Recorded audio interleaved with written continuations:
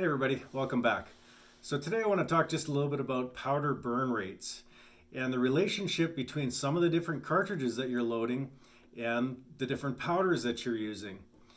Now, you can spend a lifetime literally learning and dissecting all the intricacies of all of the different powders, and I've just got 8 of them here in front of me. Uh, but just off the top of my head, there's probably 100 different rifle powders, let alone shotgun powders and pistol powders. But today I'm going to specifically talk about rifle powders, and once again, how the burn rates work in relationship to some of the different calibers. So what I've got in front of me here is, as I said, 8 different powders, and I've got them arranged from the fastest burn rate to the slowest burn rate. And there are powders, rifle powders, still on the faster side of this spectrum and also on the slower side of this spectrum.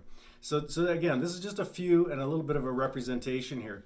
Beside me, I've just got a few of the different calibers that I load for. And once again, these go from small rifle calibers, like a 223, all the way up to what I've got on the desk here is a 338, and everything in between. So I've got short magnums, regular 243, 308, 30-06, some 6.5 magnums, and all the way up to a 338. So once again, I just want to talk just a little bit about the relationship, calibers and cartridges versus burn rates. So I'm going to just talk in kind of generalizations here today. So obviously there are going to be exceptions to this rule, but just so we can wrap our heads around all these different powders and how they work for these calibers. So let's just start with a generalization.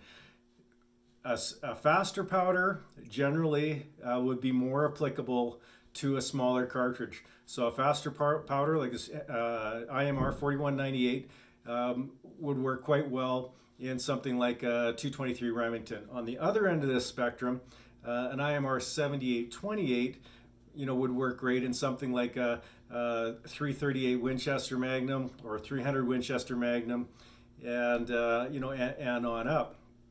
So as we get to the two ends of this spectrum, these powders become a little bit more specialized.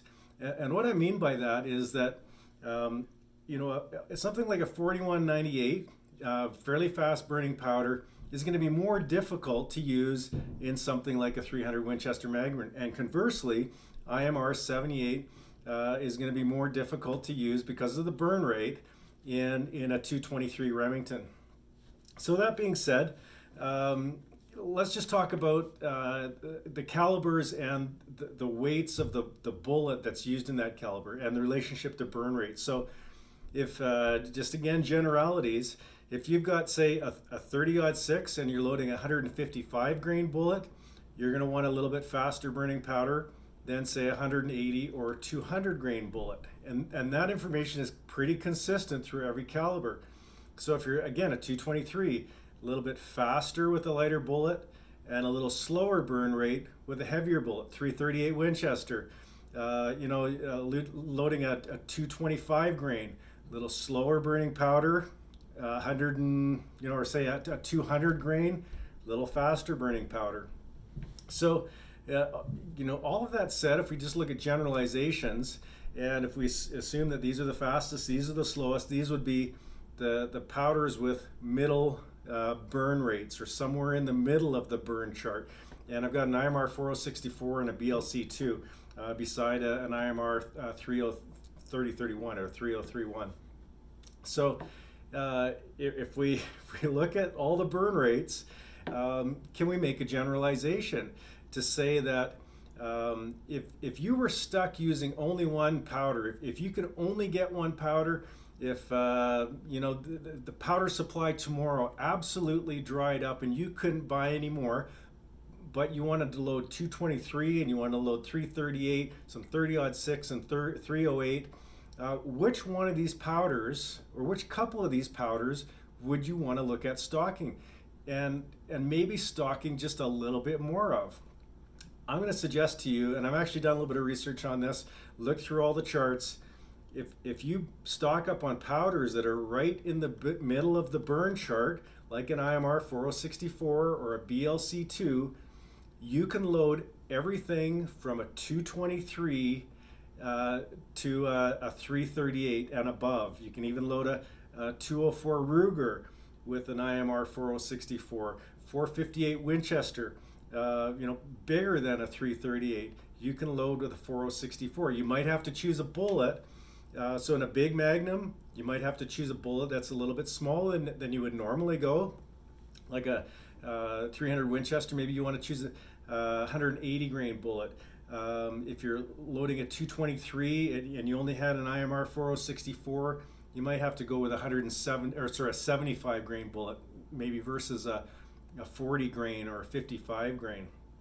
So that being said, if personally, if I had only one powder to buy and I had to load everything, and maybe I'm loading for friends, maybe I'm doing a little bit of trade bartering. The neighbor's got a 30-06 and he ran out, but you've got a little bit of extra powder that you can load for him in a prepping or a crisis type situation.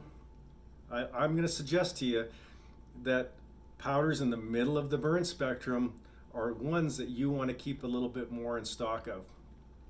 All that said, let's just talk about loading information. If you have one book, you can't get any loading information online, and you have one resource, this is the book that you want to buy. This is the Lee Modern Reloading 2nd edition. Nothing fancy, but all of including the burn chart and all of the load information that you will probably ever need for pistol and rifle is in this one book, and this is the cheapest reloading manual. So if you reload at all, I'm going to suggest that this is the book that you want to buy, and these are the powders that you want to stock. So that's it, just a quick conversation about burn rates. If you guys have some favorite prepping powders that you stock a little bit more of, maybe you got some comments on my thoughts here, definitely leave them below, and I'd be happy to read them and maybe engage a little conversation with you guys. All right, that's it for this one. Thanks for watching, guys. Until next time, take it easy.